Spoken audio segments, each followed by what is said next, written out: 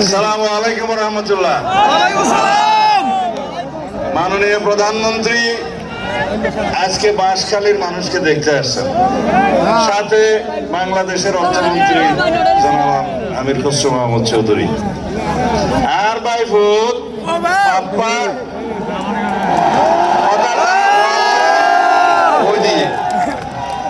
দাবি দেওয়া যা দিয়া করে দিয়ে দিয়ে, কিন্তু যা চাই তোর বেশি দিলে কি আপত্তি আছে না?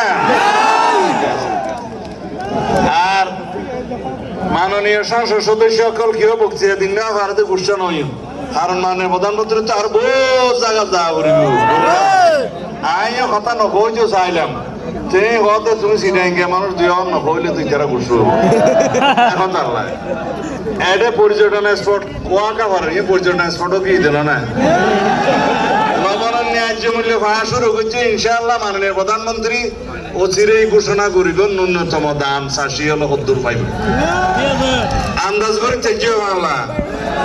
আচ্ছা বাদ বাকি বেরিবাদর মন্ত্রী সহ বেগ কোনরে এটা বাঁশখালী আইরে পরিমাপ করি বললে ইঞ্জিনিয়ার আই বললে আর দিন আজিয়ে মাফ করেন, সময় নাই। বাঁশখালীর উন্নয়ন যা যা করা পরে মাননীয় প্রধানমন্ত্রী করব। গোয়াগারাও তো সাতকান্যার আর বড় ভাই শাহজাহান চৌধুরী জামাতের এমপি এটাও কিছু ত্রাণ সামগ্রী দেয়া যাইব, আনলে হবে তো বাঁশখালী দিয়েও বা আরা মানো না দেয়া যাইব। এটা বাঁশখালীর এমপি সাহেব আইসে এখন আরা কোনো ভেদাভেদ ন করি ওবা এটা জমা তো এমপি বলে কি মাননীয় প্রধানমন্ত্রী নয় না ত্রাণ সামগ্রী নদেন না। আর নেতা বাংলাদেশের মানবিক নেতা, গরিবের নেতা, এদেশের উন্নয়নের নেতা, ইনশাআল্লাহ কোনো বৈষম্য নহব। খোদা হাফেজ। আল্লাহর রহমানির রহিম। এখন তো বেগুনো সালকে বক্তৃতা দিয়ে ফেলাই আইন যদি সালকে বক্তৃতা দিই মাননীয় প্রধানমন্ত্রী বুঝতে কিছু তাই বাংলা সালকে কেন মিলে দিই, ঠিক আছে না? বাঁশখালীর দাবি দেওয়া লাগতো তো বাঁশখালী এই বর্তমান সরকার বর্তমান প্রধানমন্ত্রী জনাব তারেক রহমানের রাজনীতি কমপ্লিটলি ভিন্ন ধরনের রাজনীতি। এই যে রাজনীতি দেখুন না, গোড়া বাংলাদেশের যুব সমাজ, শিশু, মহিলা, কৃষক, শ্রমিক, ব্যবসায়ী, পেশাজীবী দেখুন না এই বাজারের মধ্যে কেউ বাদিয়ে না প্রত্যেকটি মানুষের সমস্যা এবং প্রত্যেকটা মানুষের জীবন ধারণ জন্মোত্তর মৃত্যু পর্যন্ত রাষ্ট্রের দায়িত্ব মাননীয় প্রধানমন্ত্রী নতুন রাজনীতি শুরু করেছেন।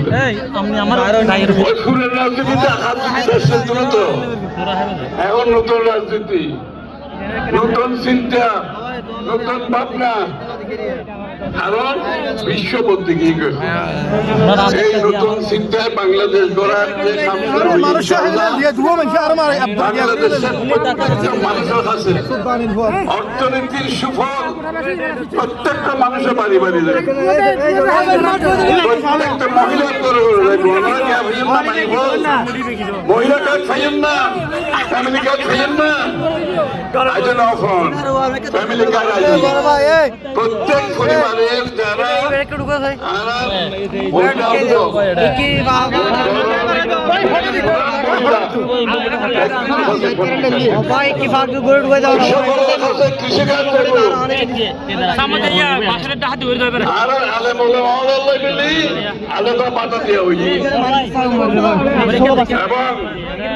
চিকিৎসা সর্বস্তরের মানুষের চিকিৎসা বিনা পয়সায় শরীরে খারাপ না হইবেন নাই যত ব্যবস্থা তার ব্যবস্থা করা যায়।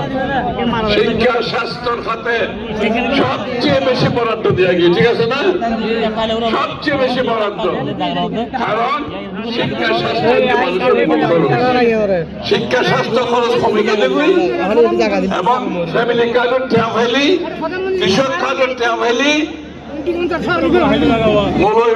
ওনামাফ করে ট্যাম হইলি, আর কেউ বাকি থাকিল না।